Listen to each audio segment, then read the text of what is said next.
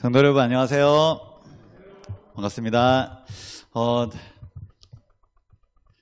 제가 여기 왔을 때 얼굴이 익숙한 우리 성도님들이 좀 계세요. 그래서 제가 좀 친한 척 해도 되겠죠? 네. 우리 전성호 장로님, 제 과장님이 입이 이렇게 달아서 과장님이라고 지금도 할 뻔했는데 우리 장로님 또 합회에서 제가 자주 뵙고 또 도움을 또 요청하고 궁금한 거 있으면 또 자세히 알려주시고 해서 늘 감사하게 생각하는 우리 장로님, 여기서 또 뵙게 되니 더 반갑습니다. 그리고 우리 손매자 집사님, 청학교에 잠시 점 찍고 갔었다가 다시 또 여기 돌아오셨는데 우리 손매자 집사님이 제가 청학교에 이제 있을 때, 지금도 있을 때 여기 이제 노래할 때 가사 말고 악보가 있는 찬미가 이게 꼭 있어야 된다 이렇게 하셨는데 또 그거 하면은 글씨가 좀 작아지잖아요, 상대적으로. 그래서 조금 이게 쉽지가 않았어요. 이렇게 한두 분의 의견으로 이렇게 확 변하기가 쉽지 않아서 그게 좀 수용하고 이렇게 적용하기가 좀 어려웠는데 지금도 조금 죄송하게 생각은 하고 있지만 하여튼 그래서 또 우리 집사님 또 생각이 나고 여기서 뵙게 되니 너무 반갑습니다. 그리고 우리 조성현 집사님, 우리 조성현 집사님은 장로님, 죄송합니다. 우리 장로님은 저희 아이들이 여기 에코랜드에서 수영할 때 거기서 자주 만나서 우리 담화를 나누고 이 교회의 미래에 대해서 걱정하고 그랬던 우리 장로님 너무 여기서 뵙게 되니 너무 반갑습니다. 그리고 우리 유성남 전도사님, 1년 동안 같은 이웃으로 또 같이 사역할 때도 만나고 또 이렇게 친해졌는데 또 너무 좀 아쉽고 슬픈 소식이 또 있어서 저도 좀 마음이 조금 안 좋습니다. 그리고 우리 제가 이름은 잘 모르겠어요. 근데 제가 이제 저의 은사님이신 김성희 교수님, 또 아드님, 그리고 따님도 지금 계셨는데 잠깐 나가신 것 같아요. 그러니까 제가 월곡동 교회에 액트라는 대학생 선교단체에 있을 때 아이들 데리고 학생들 데리고 봉사활동을 갔었습니다. 근데 그때 이제 처녀로 있었던 박지혜 집사님, 만나서 인사 다 했는데 우리 박지혜 집사님, 저 기억하시죠? 액트에서 월곡동 교회 갔을 때 봉사대 그때 같이 오랜 기간은 아니었지만 짧게 임팩트 있게 또 만났던 것 같아요. 그리고 우리 이광영 장로님, 저희 은사님이십니다. 제가 고등학교 때 우리 선생님으로 저한테 아주 많은 정보와 또 교육을 또 알려주셔서 제가 이 자리에 또 있을 수 있게 되었습니다. 또 우리 목사님과 사모님, 너무 밝고 너무 훈훈하고 좋은 이미지로 늘 존경하고 또 닮고 싶은 목사님으로 또 이렇게 만나게 됐습니다. 나머지 우리 분들은 제가 이제 지난번에 바자회 때도 이렇게 지나가면서는 뵌 것 같아요. 근데 잘 몰라서 그냥 얼굴만 그냥 몇 번 마주친 것 같은데요. 이번 기회에 또 이렇게 만나 뵙게 돼서 너무 반갑습니다. 제가 이렇게 서론을 길게 한 것은 조금 그래도 익숙해지고 친해져야 그 다음에 말씀도 또 잘 들어오기 때문에 이렇게 제가 좀 서두에 말씀을 길게 드렸고요. 제가 이제 이 책을 가지고 이제 펴기 시작하면 이제는 제 얼굴보다는 책이나 혹은 이 화면을 더 많이 보셔야 될 거예요. 그래서 지금 많이 보시고 이따가 공부할 때는 말씀만 보시면 더 좋을 것 같아서 이렇게 제가 말씀을 좀 서론을 길게 했습니다. 이제 같이 저의 얼굴과 또 화면과 또 말씀을 번갈아 가면서 이렇게 봐주시면 좋을 것 같고요. 우리 담임 목사님께서 제 소개를 이렇게 너무 잘 해주셨는데, 제가 이제 6학년 아들하고 6학년 올라가는 아들하고 또 4학년 올라가는 딸이 이제 있습니다. 그래서 또 오늘 이 사경의 이 전체 내용을 이렇게 진행할 때 제가 좀 질문을 많이 드릴 거예요. 퀴즈 형식으로 이 책을 이제 하나하나 좀 살펴볼 겁니다. 제가 이 책을 보면서 어떻게 하면은 조금 더 이 책의 내용을 많이 전달해 드릴 수 있을까? 감동적으로 전달해 드리는 건 제가 좀 자신이 없더라고요. 그래서 많이 이 책을 공부시켜 드릴 수 있을까 고민하다 보니까 최대한 퀴즈나 또 설명을 좀 더 쉽게 하려고 그렇게 좀 노력을 했습니다. 그래서 혹시 제가 좀 서두를 길게 했지만 저에 대해서 혹시 궁금하시거나 좀 질문이 있으시면 제가 이제 계속 질문을 할 거니까 우리 성도님들께서도 저한테 좀 질문해 주시면 이 시간에 제가 답변을 하고 말씀을 시작하도록 하겠습니다. 질문 안 하시면 제가 조금 상처받고 좀 그러고 시작할 것 같아요. 궁금한 거 있으시면 네 어떤 거라도 좋으니 몸무게도 공개할 수 있습니다.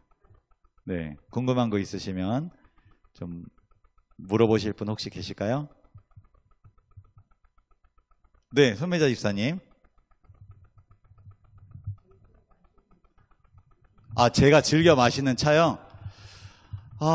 마시는 차. 사실 저는 차를 마신 적이 없고 제가 차를 좋아하지 않아서 근데 가끔 이렇게 카페 같은 데 가면 제가 뭘 마시냐면 사실 가도 매번 좀 다른데요. 요즘에는 좀 달지 않고 네, 그냥 이렇게 순한 거 그런 차 이름은 모르겠어요. 그냥 시그니처 메뉴 달라고 그때 그냥 그런 것 같습니다. 네네네. 또 혹시 궁금한 거 또 있으실까요? 네. MBTI 저는 ISFJ입니다. 내향적이고 약간은 어떤 틀 안에서 사고하는 거를 좋아하고 계획형이고 그 다음에 임기응변 좀 잘 못하고 그리고 약간은 좀 감성적이라고 해야 되나요? 그리고 이제 조금 근데 대부분이 다 중간쯤에 있어요. 모든 성향이 다 비슷비슷합니다. 근데 J는 조금 이쪽으로 치우쳐져 있어요. J는 확실히 좀 치우쳐져 있는데 나머지는 다 비슷비슷합니다.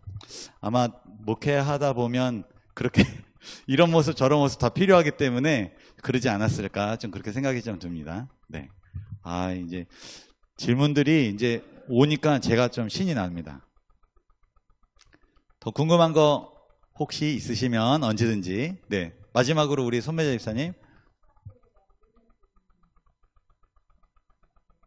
네.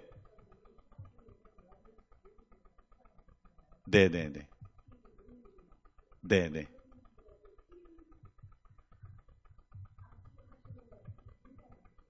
네. 네네. 네네네. 성도님 한 분 한 분이 너무 귀하고, 네.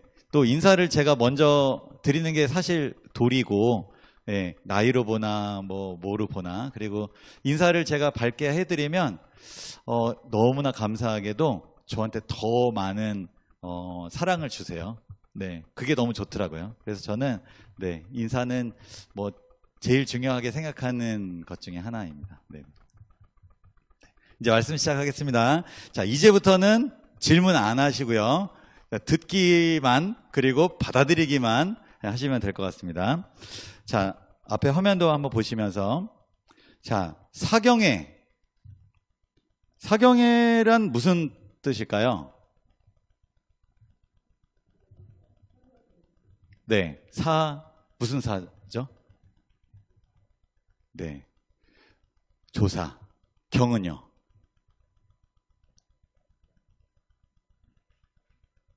네, 경전, 성경, 회는요? 모임. 네, 그러면은 무슨 모임인가죠? 무슨 모임이죠? 성경을 조사하고 연구하고 살펴보는 모임이다. 자, 요렇게 그냥 이렇게 제가 검색을 해봤습니다. 그랬더니 그냥 이렇게 공식적인 답변 이런 백과사전이나 혹은 설명하는 그런 포털 사이트에서 이렇게 설명해요. 일정한 기간 동안 교인들이 성경 공부를 하거나 성경에 대한 강의를 듣기 위하여 모이는 모임. 저희 언제부터 언제까지 공부하죠? 네, 화, 수, 목, 금, 안식일 이렇게 5일 5번에 걸쳐서 성경 공부를 하는 모임입니다. 특별히 이번에 다루는 주제는 성소교리입니다. 성소교리. 이번 시간 5번에 걸쳐서 우리 성도님들에게 깨달음과 또 감동, 또 삶의 변화가 있기를 기도하겠습니다. 교재를 좀 살펴보겠습니다. 지금 다 교재 앞에 다 있으시죠? 네네. 이 교재의 제목이 재림교회 신앙의 심장입니다. 중요하다는 말을 강조한 거겠죠? 네, 심장 없으면 산 사람이 아니잖아요. 자, 그러면 부제목으로는 성경으로 푸는 핵심 성소교리입니다. 제목과 부제를 통해서 확인할 수 있는 것은 성소교리는 재림교회의 아주 중요한 기별이다라는 것을 알 수 있습니다. 저자는 누구냐? 앙헬 로드리게스 목사님입니다. 이 목사님을 어떤 분인가 좀 이렇게 찾아보니까 오랫동안 대총회 성경연구소장을 지냈던 탁월한 성경신학자, 그리고 재림교회 신학의 변증가입니다. 우리 교단이 이제 내외부적으로 많은 좀 공격도 받고 오해도 많이 있고 또 여기에서 많은 교파들이나 이단들이 또 파생되어 있잖아요. 그리고 또 우리의 태생 자체도 또 여러 가지 어려움 속에서 또 탄생했고, 근데 이런 부분들에 재림교회가 공격받는 여러 교리들이 있는데 그것을 변증해주는 아주 탁월하신 목사님, 그리고 대총회 성경연구소장 하면은 보통 학자나 권위는 아닌 아주 특별한 분이다, 이제 이렇게 이해하시면 될 것 같습니다. 역자, 이 저자인 이 앙헬 로드리게스 목사님이 쓴 이 글을 번역하신 분은 임봉경 목사님인데 현재 우리 한국연합회 성경연구소장으로 봉사하고 계십니다. 두 성경연구소장님 출신과 지금 현직에 계신 두 분의 어떤 그 조화로 우리가 이 교재를 공부할 수 있게 된 것 같습니다. 자, 그리고 이 교재는 역자, 이 임몽경 목사님께서 박사학위 과정을 수행하는 동안에 이 성소론이라는 수업, 대학원 수업 때 제공된 참고 자료입니다. 그리고 이 자료는 성경 본문을 중심으로 이 성소교리의 중심 이슈들을 정리해 놓은 자료입니다. 이 두 가지 설명이 뭘 의미할까요? 쉽다, 어렵다? 네, 어렵다. 저는 석사 학위는 있는데요. 박사를 생각하니까 벌써부터 막 머리가 아파서 박사 학위는 저는 할 마음이 없어요. 그런데 신학 학사와 석사가 있는 저도 이거를 볼 때 한숨이 푹푹 나오는데, 우리 성도님들 제가 조금 너무 이렇게 낮춰서 생각하는 거라고 생각해 주시지 마시고, 너무 이 시간이 제가 부담이 많이 되는 겁니다. 제가 먼저 이해해야 되는 것뿐만 아니라 그걸 우리 성도님들 마음에 잘 심어드려야 되니까. 그냥 책만 쭉 읽은 것만 해도 사실은 그 정도만 해도 저는 좀 쉽지 않더라고요. 근데 이것을 제가 소화하고 또 전해드리려고 하니까 사실은 참 쉽지 않았습니다. 그래서 제가 이렇게 길게 말씀드리는 이유는 이 책을 읽어보시면 제가 무슨 말인지 이해가 충분히 되시리라 생각이 들고요. 안 읽어보시는 분은 왜 이렇게 말하나 생각하실 텐데, 읽어보시면 네. 그래서 마음의 준비를 단단히 해주시면 좀 좋겠습니다. 마음의 준비를 단단하게 하는 게 뭐냐? 이 교재를 꼭 미리 읽어보셨으면 좋겠어요. 제가 이거 진짜 여러 번 읽었습니다. 한 번 읽으면 무슨 말인지 잘 모르겠어요. 그래서 또 읽고 이해될까 또 읽고 제가 지금 몇 주를 이걸 붙잡고 있는지 모르겠어요. 그렇게 해서 겨우겨우 설교 한 편이 나오고, 그 정도로 참 쉽지는 않지만 알고 나니까 이렇구나, 그렇구나, 이걸 꼭 알아야 되겠구나, 그런 것들이 분명히 느껴지더라고요. 그래서 아무쪼록 이번 기간 동안에 공부해보겠다. 내가 혹시 대학을 나오지 않았더라도 내가 대학원 공부를 내가 지금 미리 맛보는 시간을 한번 해보겠다. 그렇게 해서 한번 읽어보시고 또 읽어보시고 또 읽어보시고, 왕도가 없습니다. 기도하시면서 또 읽어보시고 또 읽어보시고, 이거 하면서 정말 더 집중하려고 식사량도 줄이고, 그리고 굶기도 하고 막 이랬던 생각들도 나고, 운동도 끊었습니다. 네, 시간이 없어요. 그래서 우리 성도님들 저처럼 한번 이번 주는 한번 좀 집중해 보시고 한번 읽어 보시고 성소결이 좀 어렵지만 그래도 이 핵심, 신앙의 심장을 우리가 이번 기회에 알아서 우리가 다시 움직이고 또 다시 활력을 얻고 정말 건강해지고 튼튼해지고 살아 움직이면 어떨까 그런 생각을 해봅니다. 저는 이번 사경의 교재를 아까도 말씀드렸지만 퀴즈로 좀 풀어가겠습니다. 그래서 계속 제가 퀴즈를 내겠습니다. 여기 오른쪽 아래 보면 교재 페이지가 나옵니다. 그래서 혹시 제가 답을 먼저 말씀드리지 않겠습니다. 답이 안 나오면 제가 답이 나올 때까지 기다릴 건데 교재 거기 힌트를 보시고 답을 누군가 말씀하셔야 제가 넘어가도록 하겠습니다. 자, 지금부터 시작해 보도록 하겠습니다. 역자 서문부터 책을 샅샅이 다 하나씩 다 쳐다볼 거예요. 자, 문제를 제가 읽어드리겠습니다. 다음 중 성소교리에 대한 설명으로 옳지 않은 것은 틀린 걸 고르는 겁니다. 1번 재림교회 신학의 심장이다, 척추이다. 성소교리가요. 2번 재림교회의 신학적 정체성을 밝혀주는 가르침이다. 3번 성경 전반에 대한 올바른 해석의 열쇠이다. 4번 1844년 대실망의 비밀을 열어주는 열쇠이다. 5번 믿음으로 말미암는 칭의의 복음과 그리스도의 영원한 속죄의 교리를 훼손시킨 교리이다. 정답은 5번. 네, 감사합니다. 5번 맞습니다. 사실 이 5번이라는 말은 어떤 사람에게는 옳은 말입니다. 맞는 말이에요. 누구가 이것을 옳게 여기냐면 재림교회를 반대하는 자들이 5번으로 주장합니다. 이 성소교리 때문에 믿음으로 말미암는 칭의의 복음이 훼손됐고 그리스도의 영원한 속죄의 교리도 훼손됐다. 네. 십자가 이후에 또 구속의 여러 과정들이 있다라고 분명히 성소교리는 가르치는데 그것 때문에 믿음으로 말미암는 칭의와 그리고 이 속죄 십자가가 공격을 받는다 이렇게 주장을 합니다. 이것은 성소교리를 제대로 이해하지 못했기 때문에 그렇게 주장하는 것입니다. 오늘 공부만이라도 잘 집중해서 들으시면 아님을 좀 분명히 확인하실 수 있을 것 같습니다. 2번입니다. 다음 중 성소교리의 유익이 아닌 것은 이것도 틀린 겁니다. 1번 구원의 확신을 저해함, 2번 성도를 지지함, 3번 도덕적 침몰에서 붙들어줌, 4번 하나님의 자비와 공의를 옹호함, 5번 하나님의 정부를 영원히 굳게 세움. 정답은 1번. 이렇게 힘차게 잘 대답해 주셔서 너무너무 감사합니다. 1번 맞습니다. 성소교리는 개인의 구원을 무력화하지 않고 확신을 저해하지 않습니다. 오히려 이미 받아들인 구원을 확증하고 더욱 확고하게 해줄 것입니다. 하지만 안타깝게도 이 성소교리 때문에 재림교회의 지도자까지 되신 분들도 이 교리를 온전하게 이해하지 못함으로 재림신앙을 저버리는 그런 경우도 있기도 했습니다. 그러므로 성소교리 정확히 잘 이해하는 것 중요할까요? 네. 잠시 교재 목차를 살펴보겠습니다. 교재 목차는 어디에 나오냐면 이제 역자 서문이 마치고 7페이지에 나옵니다.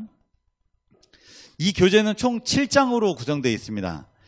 이 제목을 통해서 우리가 어떤 흐름으로 진행될 것인가도 좀 이렇게 머릿속에 그리고 시작하면 좋을 것 같아요. 1장은 오늘 살펴볼 1장입니다. 십자가, 승천, 하나님 우편에 앉으심이라는 제목으로 연구를 좀 해보겠습니다. 그리고 2장은 구약의 제사 제도를 살펴보겠습니다. 이것이 이제 하늘에 있는 성소를 보여주기 때문에 이것을 우리가 또 잘 이해할 필요가 있죠. 그리고 3장은 신약에 나타난 그리스도의 제사장 직분에 대해서 살펴보겠습니다. 4장은 그리스도의 하늘 성소 봉사에 대해서 살펴보고요. 5장은 성소와 재림전 조사심판에 대해서 살펴보겠습니다. 그리고 6장은 하늘 성소에서 수행되는 그리스도의 제사장 봉사의 적실성에 대해서 공부하고 7장은 요약 및 결론을 짓겠습니다. 저에게 주어진 시간이 오늘부터 5번의 시간이기 때문에 차례대로 오늘 1장, 내일 2장 이런 식으로 해서 안식일까지 5장까지 하겠습니다. 그리고 6장, 7장은 우리 성도님들께서 쭉 따라오시면 6장, 7장은 이런 식으로 내가 스스로 공부해도 되겠구나 하는 분명한 또 이런 또 동기부여가 분명히 될 거라고 생각해서 개인적으로 연구해 주시면 감사하겠습니다. 자, 그러면 제1장 십자가, 승천, 하나님의 우편에 앉으심에 대해 살펴보겠습니다. 오늘 연구는 그 밑에 여기 노란색 글씨로 되어 있는 그리스도 사역의 연속성을 이해하는 것, 이게 목적입니다. 네. 그리스도 사역의 연속성을 이해하는 것. 그리스도 사역이 많은 사람들이 십자가에서 끝났다라고 말합니다. 십자가가 전부다라고 말해요. 그렇지만 우리 교회는 그리스도의 사역이 십자가에서 끝난 것이 아니라 하늘 성소에서 계속되고 있음을 말하고 있습니다. 그게 그리스도의 사역의 연속성이라는 거예요. 네. 십자가가 불완전해서가 아니라 십자가 자체로 완전하지만 그것으로 끝난 것이 아니라 다른 사역으로 이어서 그리스도께서 지금 다른 사역을 하고 계시다라는 것을 이 1장에서 이것도 변증이죠. 여러 가지 증거들을 제시하면서 우리가 이해를 하게 될 것입니다. 자, 3번입니다. 다음 중 십자가의 사건에 대한 설명으로 옳지 않은 것은, 자, 이것도 틀린 것을 찾는 겁니다. 1번, 인간의 이성으로는 온전히 파악할 수 없는 하나님의 은혜다. 이게 십자가에 대한 설명입니다. 2번, 죄인을 향한 헤아릴 수 없는 하나님의 사랑의 본성이다. 3번, 구약에 나타나는 구원론의 중심이다. 4번, 측량할 수 없는 그리스도의 풍성함이다. 5번, 인간의 곤경에 대한 하나님의 최종적 대답이다. 정답은? 여기서 갈리기 시작합니다. 자, 몇 번이라고요? 5번이라고 하신 분 같았고, 또 몇 번이라고 하셨죠? 1번이라고 하신 분도 있고요. 왜 이렇게 생각하시는지 제가 이유를 들어보고 싶지만 말씀하시면 민망해 하실 것 같아서. 자, 정답은 3번입니다. 왜 그럴까요? 제가 문제를 어렵게 낼까요? 쉽게 낼까요? 쉽게 냅니다. 책은 어렵지만 문제는 쉽게 냅니다. 이거 들으시면 제가 아마 혼날 것 같기도 한데요. 구약에 나타나는 구원의 중심이 아니라 신약에 나타나는 구원의 중심입니다. 십자가가 구약에 있었나요? 신약에 있었죠. 예수님께서 이루신 일이기 때문에 신약에 나타나는 구원의 중심입니다. 네, 이렇게 문제가 어이가 없습니다. 좀 쉽기 때문에 네, 오늘 공부하지 않으셔도 오늘은 괜찮습니다. 그런데 내일부터는 공부 안 하면 진짜 한 10분 만에 막 조실지도 모르겠어요. 그래서 제가 이렇게 좀 오늘은 또 서론화 1장은 내용이 가장 좀 뭐랄까 좀 짧기도 하고 단순하기도 해서 조금 좀 쉽게 좀 진행하겠습니다. 4번입니다. 아래 성경절에 나타난 한 영원한 제사의 의미가 아닌 것은 히브리서 10장 12절 요 같이 한번 읽어보겠습니다. 영어는 빼고요. 시작. 오직 그리스도는 죄를 위하여 한 영원한 제사를 드리시고 하나님 우편에 앉으사. 자, 이 성경절에 나온 한 영원한 제사의 의미가 아닌 것은입니다. 1번, 효력의 제한이 없다. 2번, 유일무이하다. 3번, 결정적이다. 4번, 임시적이다. 5번, 최종적이다.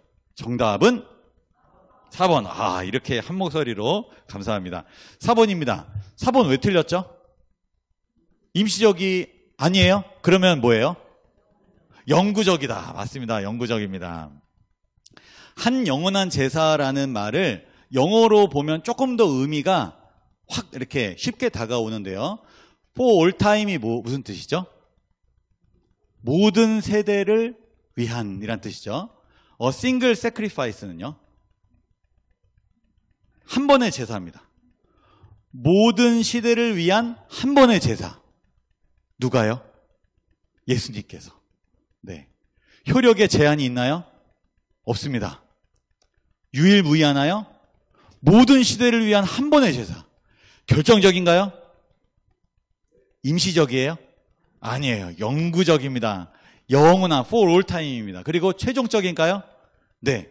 영원하고 바꿀 수 없고 또 어떤 것도 그걸 대체할 수 없는 정말 최종적인 제사인 것입니다. 고대 이스라엘 제사 제도 때는 제물을 매일 반복해서 드렸죠. 아침과 저녁으로 반복해서 드렸습니다. 그런데 그리스도께서는 자기 희생을 통하여 한 영원한 제사를 드리신 것입니다. 이 한 번의 제사는 반복될 수 없고 모든 시대를 위한 영원한 것입니다. 5번입니다. 아래 세 가지 사실이 의미하는 것은, 이 세 가지 사실은 다 맞는 말이에요. 십자가는 반복될 수 없다. 십자가는 속죄의 유일한 수단이다. 십자가는 악한 세력들을 패배시켰다. 너무나 영광스럽고 너무나 감사한 서술이죠. 이 세 가지 사실이 의미하는 것은 그리스도의 십자가의, 자, 이제 주관식은 조금 이제 어려운데, 자, 여기 교재에 힌트가 있죠. 8페이지부터 10페이지 조금 범위가 넓은데 이걸 어떻게 맞출까요? 제가 쉽게 낼까요? 어렵게 낼까요? 쉽게 내죠. 교재가 이렇게 8페이지부터 10페이지까지 범위가 넓으면 제가 뭘 의도하고 냈을까요? 제목! 예, 그러면 정답은 종결성. 맞습니다. 종결성. 네. 그리스도의 십자가는 최종적이다. 이것으로 끝났다. 뭐가 끝났어요? 죄. 죄는 끝나버린 겁니다. 우리가 죄가 짓고 하나님 죄책감이 들고 후회스럽고 민망하고 그러면 어떻게 해야 되죠? 예수님 죄송하지만 한 번 더 돌아가시게 해야 될까요? 모든 세대를 위한 한 번의 제사, 그분의 희생을 다시 바라보는 것, 그게 중요한 거잖아요. 종결성, 끝난 겁니다. 우리가 죄는 거기서 끝났기 때문에 다시 우리가 죄 지을 때 끝내버리신 우리 주님을 다시 한번 바라봐야 되는 거겠죠. 십자가의 사건은 최종적, 이 문제를 해결할 수 있는 다른 방법이 없어요. 다른 이름을 우리에게 주신 적이 없습니다. 십자가는 죄인을 용서할 뿐만 아니라 악을 소멸시키기까지 합니다. 그런데 이 종결성에 대한 이 강조 때문에 그리스도의 사역이 십자가로 끝났다. 십자가로 모든 것이 다 끝났다. 이렇게 주장하는 사람들이 있다는 거예요. 그런데 그리스도의 사역이 이것으로 끝난 것은 아닙니다. 불완전하다는 말이 아니라 완전하고 최종적이지만 그리스도의 사역은 십자가 이후에도 연속성 이어진다라는 거예요. 흔히 철인 3종 경기라고 알려진 트라이애슬론이라는 경기가 있는데요. 수영은 3.8km. 예, 걸어가는 게 아니라 수영. 우리 선배자 집사님 수영 좋아하시죠? 3.8km 예전에는 충분히 하셨죠? 그렇죠. 한강도 건너오실 정도로 3.8km를 수영으로 가는 거예요. 그 다음에 사이클을 180.2km를 사이클로 가는 겁니다. 그리고 마라톤 42.19km를 또 마라톤으로 하는 거예요. 이거를 연달아서 하는 겁니다. 하나는 완전히 잘했는데 나머지를 잘 못했어요. 그러면 완주한 건가요? 아닙니다. 이 세 가지를 연달아서 다 완주해야 되고 가장 빨리 들어온 사람이 우승을 하는 경기죠. 근데 제한 시간이 있어요. 17시간. 우리 성도님들 하루에 몇 시간 운동하세요? 1시간? 2시간? 3시간? 20분. 네. 운동 많이 하시기 바랍니다. 여기는 17시간 이내로 들어와야 돼요. 사실 천천히 한다면은 좀 건강한 사람이면 사실 할 수 있을 것 같아요. 좀 힘들지만. 근데 17시간 만에 들어와야 되니까, 와, 이것을 완주하면 그래서 철인이라는 칭호를 이제 주는 거죠. 한 종목을 탁월하게 잘한다 하더라도 수영을 1등 했어요. 사이클을 1등 했어요. 근데 마라톤에서 무너지면 이 경기에서 완주를 할 수가 없습니다. 마찬가지로 예수님께서 이 땅에 오셔서 온갖 역경을 다 물리치고 갈바리에서 십자가를 지셨어요. 십자가만 바라보면 그분의 사랑이 느껴지고 너무 감사합니다. 그런데 이 십자가 사건으로 인간을 구원하기 위한 사역이 끝나느냐? 아닙니다. 이어지는 사역이 있는 거예요.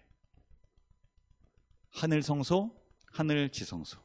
예수님께서 십자가의 사역을 마치시고 하늘로 승천하신 이후에 하늘 성소에서 사역을 시작하신 거예요.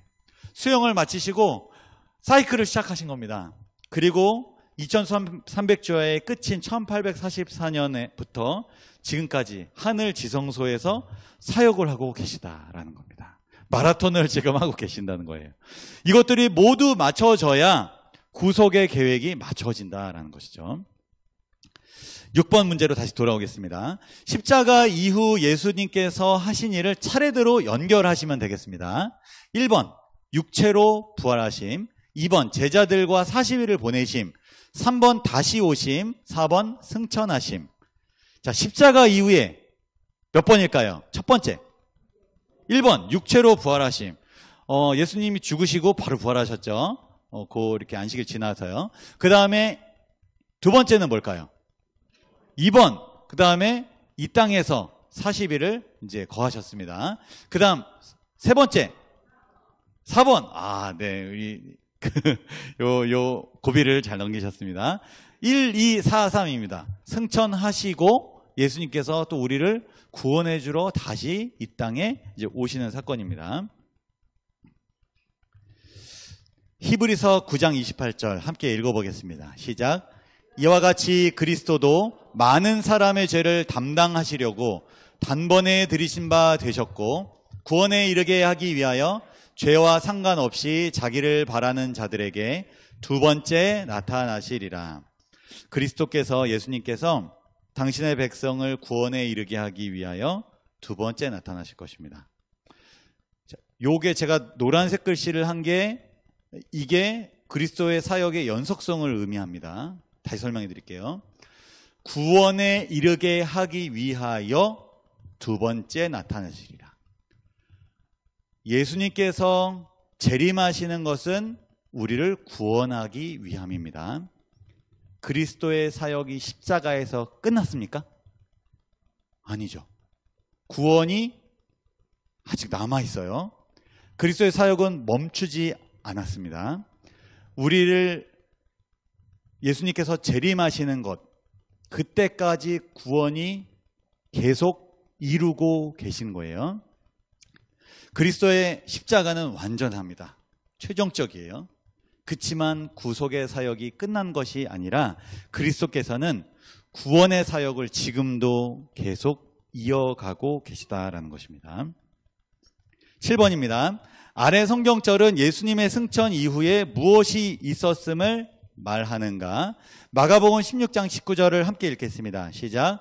주 예수께서 말씀을 마치신 후에 하늘로 올려지사 하나님 우편에 앉으시니라. 아멘. 요거는 좀 뭐랄까 조금 어렵고 잘 안 쓰는 용어인데 이게 나옵니다. 12페이지에 답이 나오는데요. 쉽게 찾을 수 있을 것 같은데요. 정답은 또 난관에 부딪혔습니다. 예, 12페이지에 자, 제가 문단이 있으면 중간이나 막 어려운 데서 막 귀퉁이에서 찾아서 낼까요? 쉽게 낼까요? 예, 쉽게 냅니다. 네. 예수님이 우리 승천하셨죠? 하늘에 가셨어요. 그 다음에 무슨 일이 일어났느냐? 그거를 두 말로 표현합니다. 승기. 예. 처음 들어보신 분 혹시 계십니까? 네. 저도 목사도 처음 들어봤습니다. 승기란 무슨 뜻이냐면, 오를 승자인가요? 귀하다.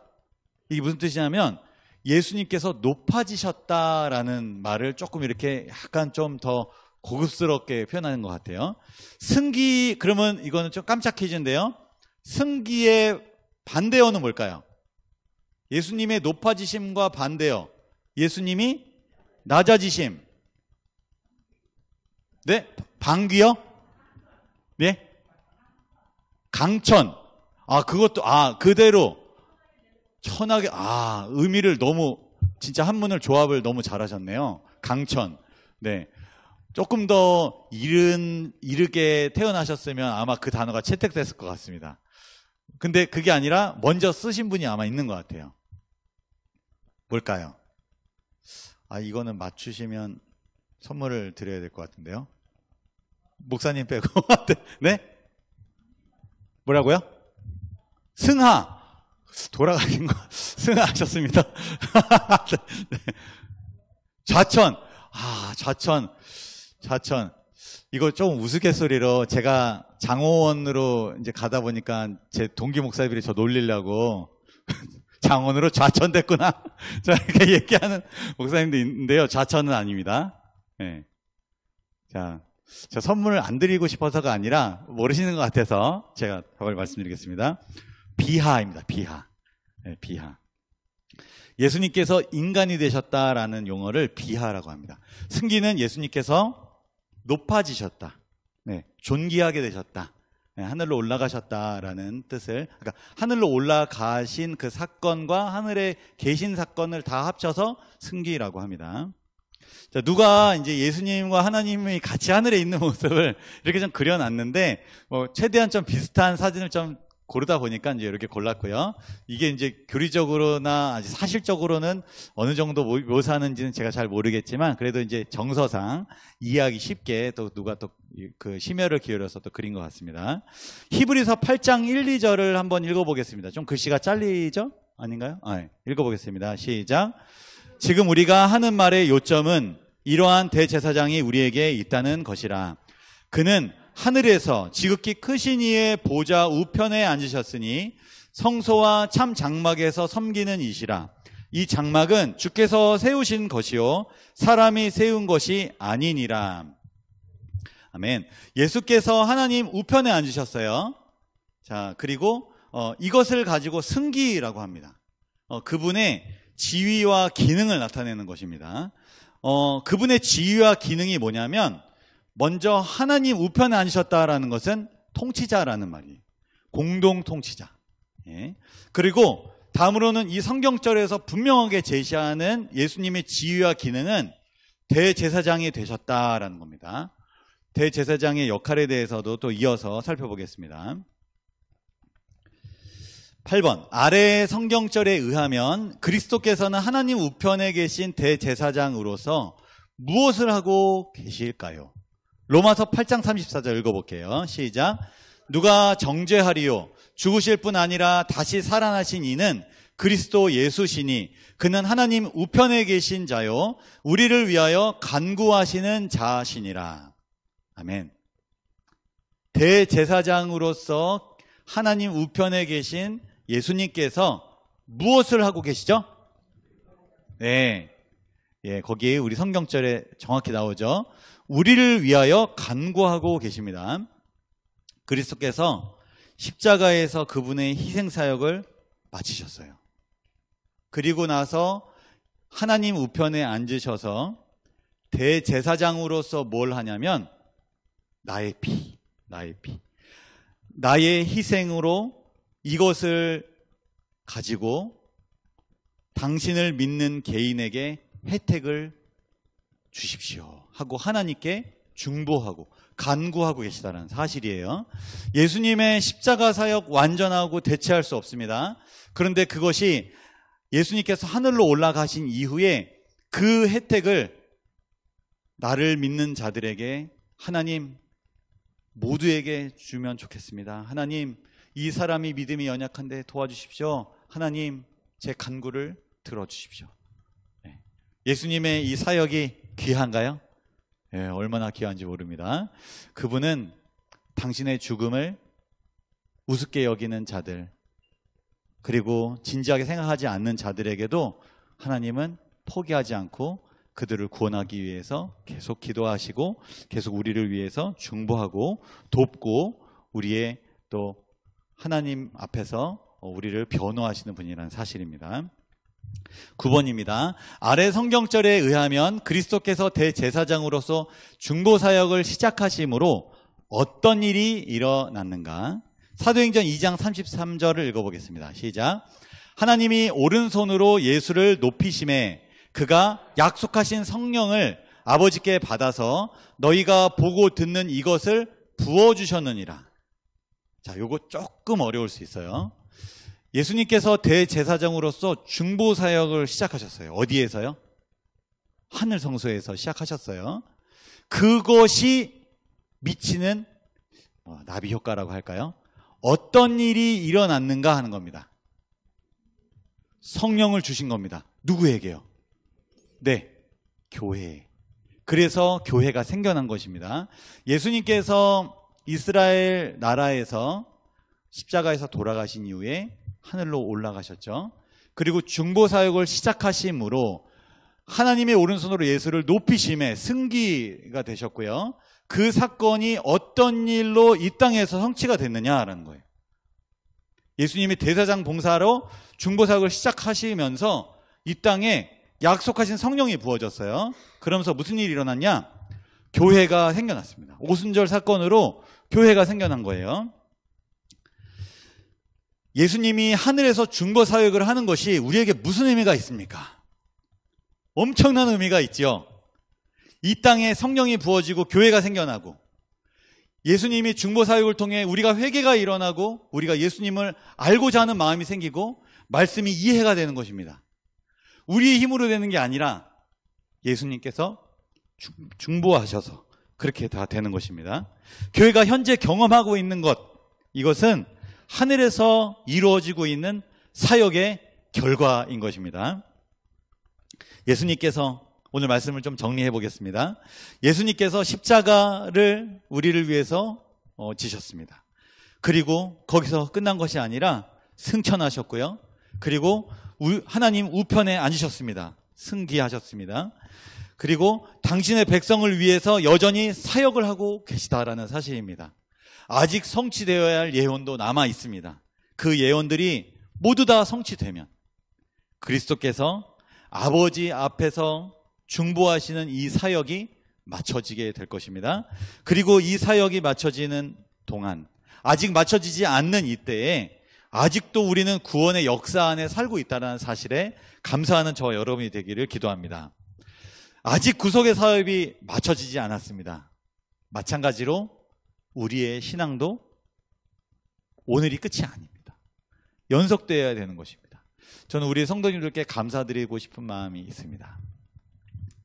이렇게 추운 날에 집에서 뜨뜻한 데서 그리고 무거운 몸을 그냥 누이고 쉬고 싶지만 말씀을 사모해서 그 믿음의 연속성으로 또 이 교회를 찾으신 우리 성도 여러분 진심으로 감사드리고 이 연속성이 계속 공격받을 거예요.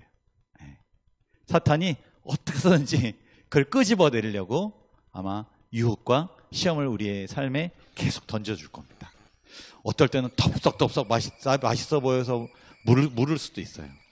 그렇지만 우리가 넘어지고 쓰러져도 또 주님 바라보고 연속성 상에 있지. 내가 넘어져도 주님을 내가 뿌리친 건 아니다. 연속성 상에 있다. 다시 붙잡아야 되겠다. 그런 마음이 우리에게 있기를 기도합니다. 오늘 오신 우리 성도님들 내일도 오실 거죠? 연속성으로 오실 거죠? 네. 그렇게 계속 반복해서 오시면서 우리 성도님들 믿음이 더욱더 자라나고 이 성소 기별의 이제 막 시작 중요성을 이제 인식시켜 드렸습니다. 이제 구약도 신약도 오면서 정말 예표했던 정말 실체를 계속 보여줬던 그것이 어떤 의미가 있는지를 우리가 계속 살펴보면서 성서교리에 대한 우리의 이해가 폭넓어지고 깊어지고 그런 시간이 되기를 바라면서 오늘 말씀을 마치겠습니다. 목사님 여기서 끝나지 않았습니다. 네, 끝나지 않았습니다. 죄송합니다. 지금부터 잠시 소그룹 나눔 시간을 갖겠습니다. 사실 오늘만 좀 하겠습니다. 네. 앉으신 자리에서 지금 한 3-4분씩 좀 짝을 지시면 좋겠어요. 네. 자유롭게.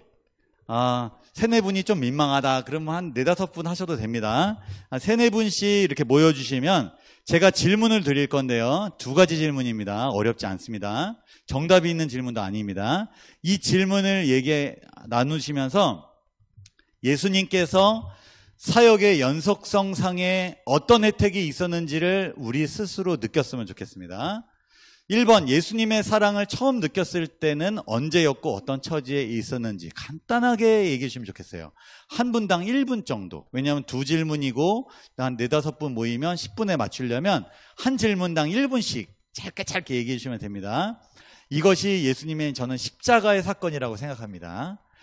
2번, 예수님의 사랑을 다시 느꼈을 때는 언제였고 어떤 처지에 있었나요? 뭐 예를 들어 신앙이 좀 멀어졌다가 다시 또 이렇게 가까워지는 경험이든지, 아니면 신앙에 조금 방학을 가졌다가 다시 하게 된 경험, 아니면 신앙생활은 계속 이어지고 있지만 뜨거웠던 경험을 한번 다시 한 경험은 언제였는지. 이것은 하느님의 승기, 예수님의 승기, 우편에 앉으신, 지금도 여전히 우리를 위해서, 구원을 위해서 애를 쓰시고 계시는 하나님의 사랑의 저는 결과라고 생각해요.